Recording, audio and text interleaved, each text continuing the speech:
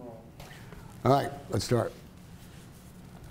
Morning, everybody. I'm Wayne Dolcefino, as many of you know, with Dolcefino Consulting. This is Dr. Mary Bowden, and we will be providing you copies of the lawsuit that was filed this morning in Harris County Court against Methodist Hospital for defamation. It is a $25 million lawsuit, and it's been a really tough experience for the doc, who was just being a good ear, nose, and throat doctor. She's my doctor as well, being a good ear, nose, and throat doctor for her patients, and was thrust involuntarily into Methodist bullying attacks on her.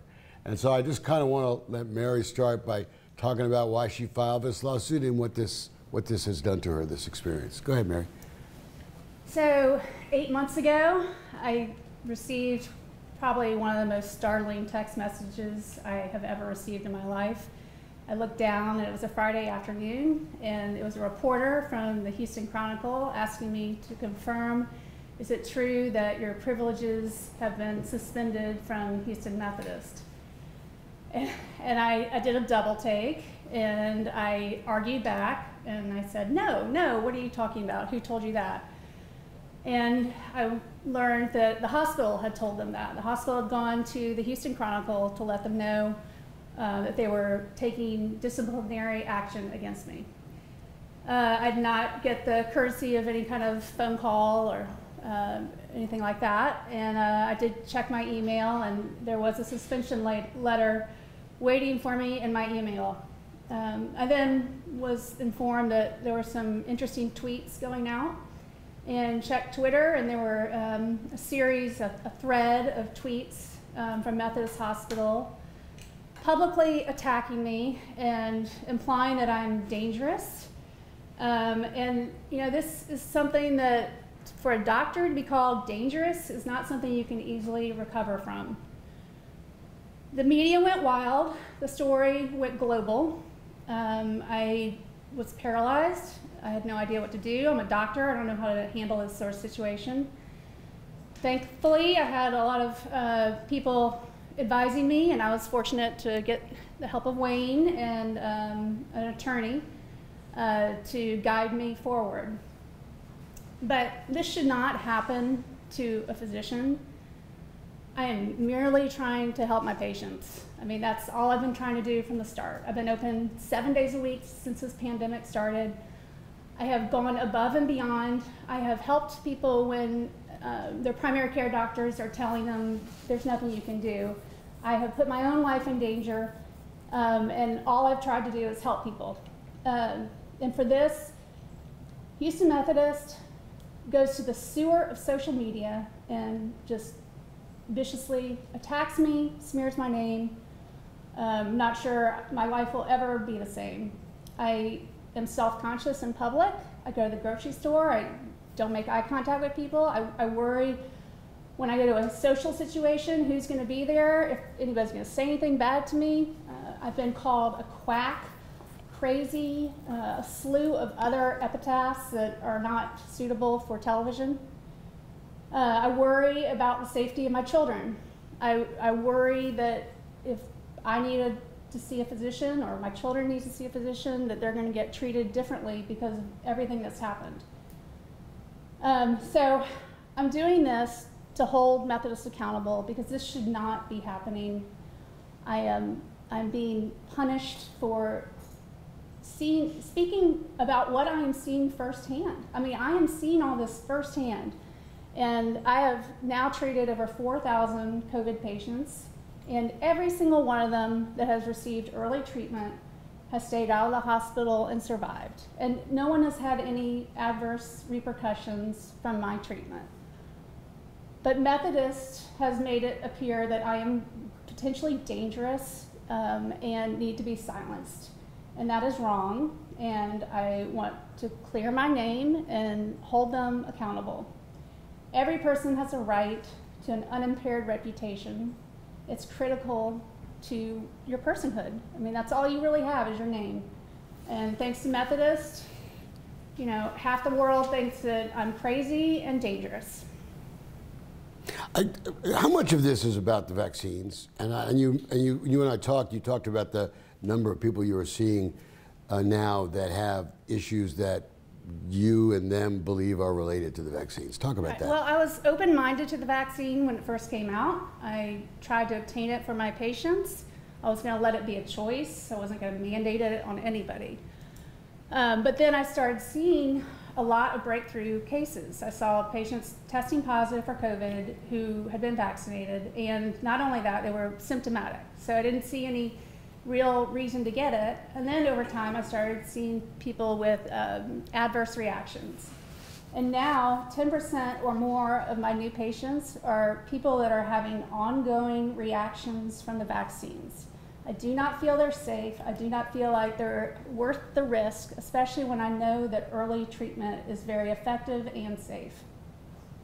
Early on, this ivermectin debate, but early on, that's when you were prescribing ivermectin, and other doctors were too. A lot of good immune doctors. I have MS, and my immune doctor prescribed ivermectin to me when I first got my first of 2 COVIDs.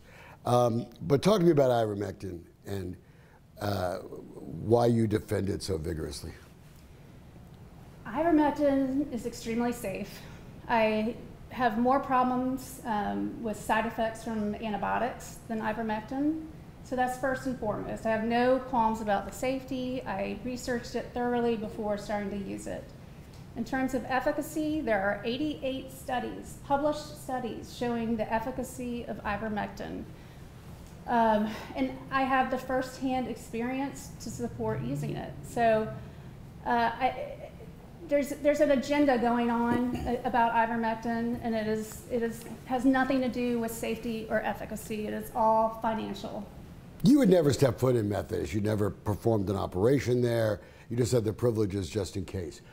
Why do you think they came after you so hard, using the media to sort of dirty you up publicly? Yeah, they were trying to set an example, use me as this is what's going to happen if you don't follow our narrative, if you don't, if you speak out.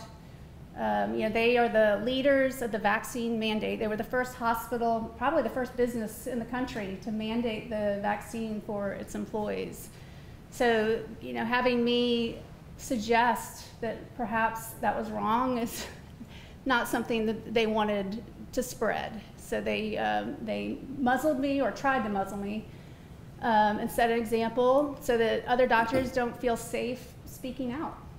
Before you guys ask questions, I just want to let you know that Dr. Bowden and our company have joined in a lawsuit over financial records.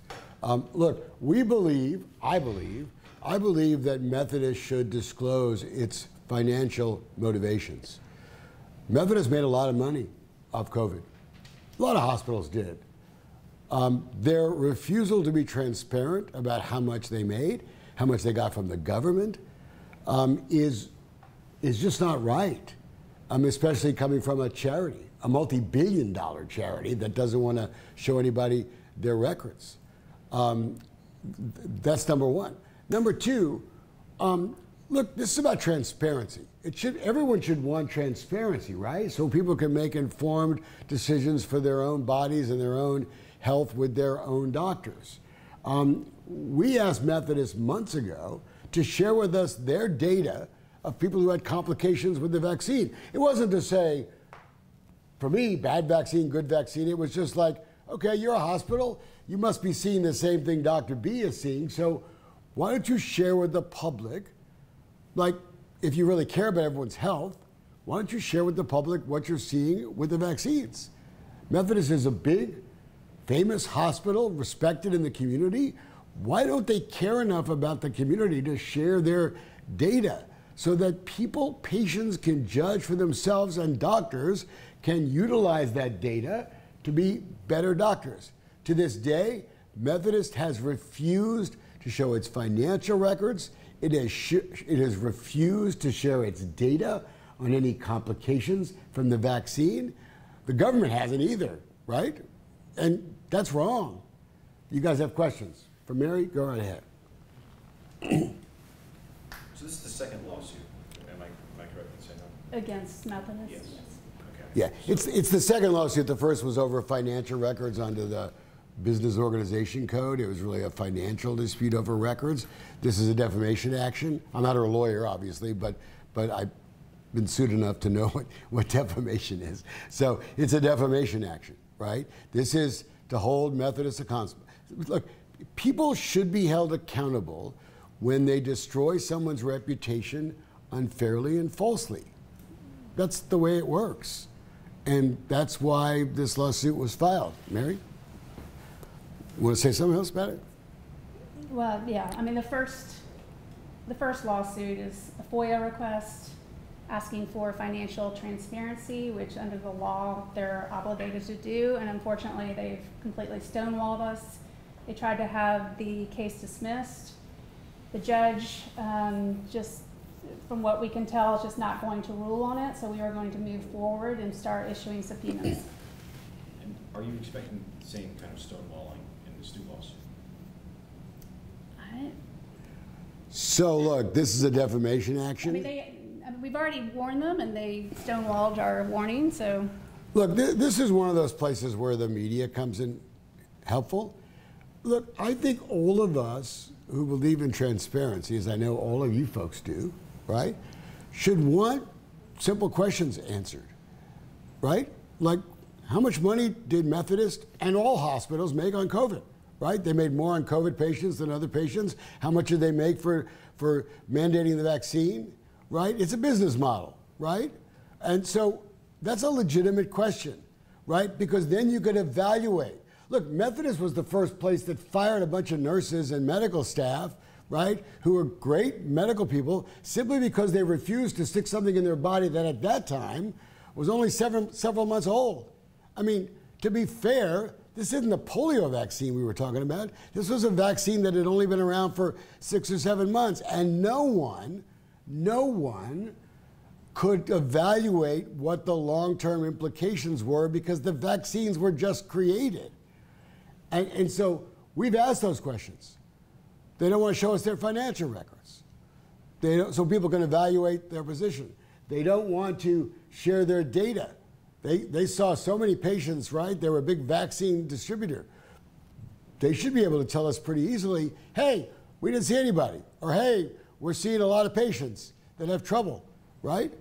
I mean, I think those are all legitimate questions, regardless, in what has often become a political debate, what your position is on vaccines or ivermectin or anything else in this. You know, those of us like me who have pre-existing conditions, right? I want to know what the choices are, right? I mean, I think we all want to make sure that we're working with our doctor. What Methodist did, because they had a difference of opinion with her, Methodist could have sent her a letter, right? And said, hey, we don't agree with your position and we don't want you associated with our hospital, right? That's not what they did. What they did was an orchestrated public attack to try to shame her because she was being the best doctor she could for her patients. Who wants more than that? You want your doctor to be the best doctor they can be for you. And that's what she was doing. And what they did to her, they'll have to account for in a court of law. Go ahead. What about the hospital's financial records do you think would suggest wrongdoing? Well, look, there's not a... Can we get some questions with the doctor? Yeah, go ahead. So, Doc, go ahead. Go ahead. Well, yeah, so there are financial incentives in place, as I'm sure we all know by now, for diagnosing a patient with COVID. So it starts with the testing of people. So whether or not they're symptomatic, if they get a positive COVID test, they get a financial bonus. They get a financial incentive to give them remdesivir. Remdesivir has been shown to cause kidney failure in 25% of its patients. There's a financial incentive to intubate patients, and we know that intubating early causes damage. And one thing I have learned during this pandemic that I did not know before is that patients can withstand a very low oxygen level before they need to be intubated. I had a patient come to my office with an oxygen level of 68%. He had had a history of 2 heart attacks in the past. He came in very dyspneic, short of breath, but I still kept him out of the hospital without intubating him. He did get home oxygen, but there is a financial incentive to intubate these patients. And then finally, there's a financial incentive to have somebody die in your hospital who has COVID. So there's just all sorts of negative incentives to treat patients a certain way. I've seen the flip side of it. I've seen how these patients can be handled very effectively as outpatients. And so I just think it'd be telling to know what's in place. I've also heard about government kickbacks for instituting the vaccine mandate, being the first hospital to institute the mandate. I don't have proof of that, but that has been told to me, and we are looking into that. So just to clarify your position on the vaccine versus the particular treatment you're referring to as ivermectin, with your patients, are you recommending they not get any vaccinations, and then you direct them to ivermectin, or what's your approach? I think the vaccine, I have grave concerns about the safety of the vaccine, so I do not recommend it anymore at all. I do not recommend it. I do know that early treatment works, as proof that, and I'm not the only doctor out there using, and we call it multi-drug early treatment, and it's become the community standard of care for COVID. And it's not just ivermectin, it's hydroxychloroquine, it's vitamins, it's monoclonal antibodies if we can get them. So, but there are a variety of things that be given and in combination are highly effective. So you're not using in any of your patients the early treatment that, for example, President Biden's been receiving? Paxlovid? Yeah. No, Paxlovid has 33 major drug interactions, including it interacts with statins, which is the most commonly prescribed medication out there. It has increased risk of rebound infection. It's poorly tolerated due to leaving a very metallic taste in the mouth. It contains an HIV drug with a black box warning. So I do not recommend that drug at all. Oh, it also costs the taxpayer over $530. Dr. Bowden, you were to appear before the Texas Medical Board this week in relation to complaints filed against you related to ivermectin. I understand it's been postponed indefinitely. Do you have any comment on either the complaints or the medical board hearing? Yeah, they all involve me prescribing ivermectin. None of the patients were harmed. I'm pretty sure one of the complaints was filed by Methodist. Another complaint looks like it was filed by a hospital in Dallas where I tried to help a hospitalized patient receive ivermectin in lieu of dying. The trial has been postponed because now there are 2 more complaints apparently about ivermectin, but I don't know the nature of those complaints yet. So you have prescribed ivermectin to your patients, right? Numbers, and they have no side effects whatsoever. Why do they continue to say that you're still doing the wrong thing? Because there's a huge, massive media propaganda. I'm actually involved in a lawsuit with against the FDA on this matter because the FDA went on a huge campaign along with, in conjunction with other media outlets to falsely portray ivermectin as being dangerous and not suitable for human use, which is a complete lie. It's on the World Health Organization's list of essential medications. It won a Nobel Prize in medicine for its efficacy. So it is a very safe and in my experience, supported by 88 studies, a very effective medication as well. The 88 studies are from, I mean, that sounds impressive, but...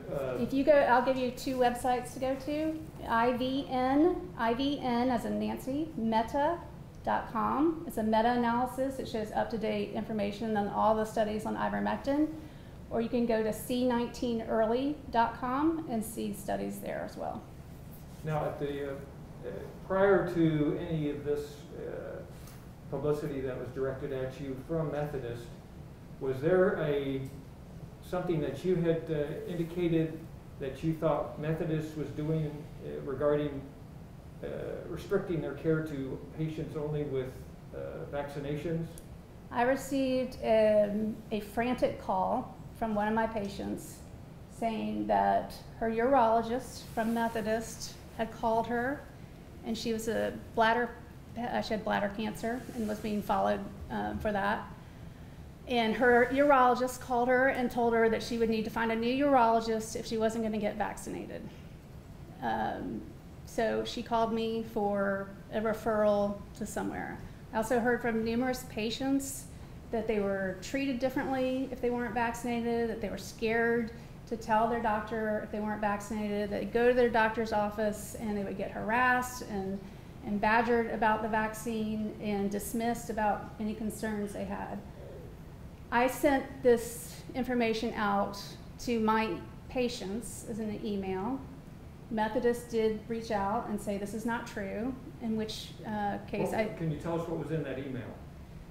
Well, it was a long email because it wasn't just Methodist. It was the patient that I was working with in Dallas, Jason Jones, sheriff's deputy, father of 6, had been hospitalized for over a month, was determined to be probably terminal, and his wife wanted him to try ivermectin. The hospital refused, and so she sued the hospital, and she asked me to help her, and so I prescribed the ivermectin, and I testified in court on his behalf.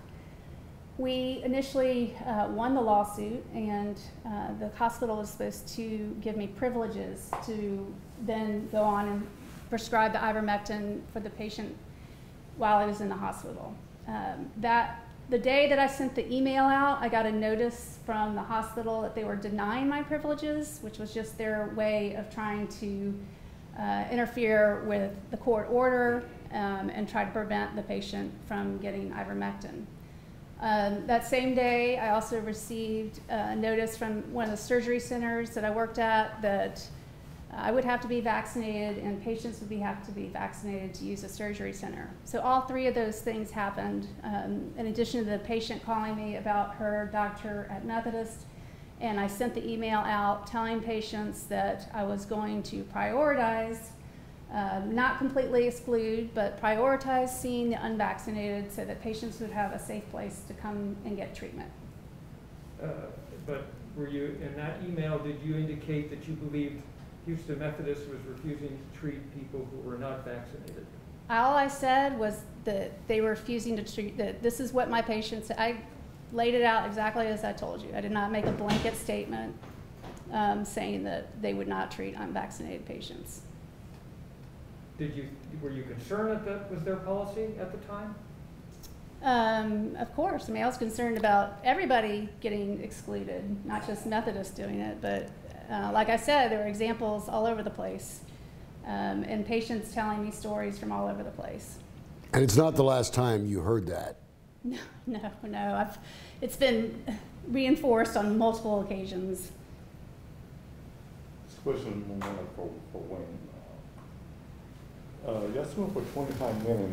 That's a lot of money. How did you come up with that sum? Oh, well, don't ask me that question because I didn't come up with the number. I imagine Mary and her lawyers did. Mary, $25 million, a lot of money. What's the point? My name has been permanently altered around the world. So, and that's my profession. I mean, would you go to a doctor that if you Googled her name, it said dangerous? I don't think so, right? So, I don't know. The reaction I've gotten from everybody is that's not enough. Now, you've had some, has there been some media that's given you positive coverage in the course of this odyssey you've been through? Not mainstream media, no. Not mainstream. Okay, so I didn't know. I honestly don't know. Was Fox News, did they ever interview you, or did you get in? Did you have a... Laura Ingraham did interview me one time, yes. On her Fox News cable show? Mm-hmm. Evening. Did you feel like she gave you what you would consider a fair shake, or did you feel like she was also a skeptic? No, I mean, it was a very short interview, but yes, it was fine. Yeah, I will point out that the lawsuit's not against the media. It's against Methodist, right? So the only thing that really matters here, I mean, in terms of the damage model, I imagine it matters, right? Whether they'll say, well, yeah, but you got this positive publicity, or you got this patient, That's not the point. The point is she's a good doctor, and they made her look like a monster, and they're going to pay for that. And Methodist wants to be a bully. They bullied their staff who wouldn't get the vaccine. They tried to bully us in court, and they're a bully. And I just want to say real quickly, because the wrongdoing thing isn't about wrongdoing.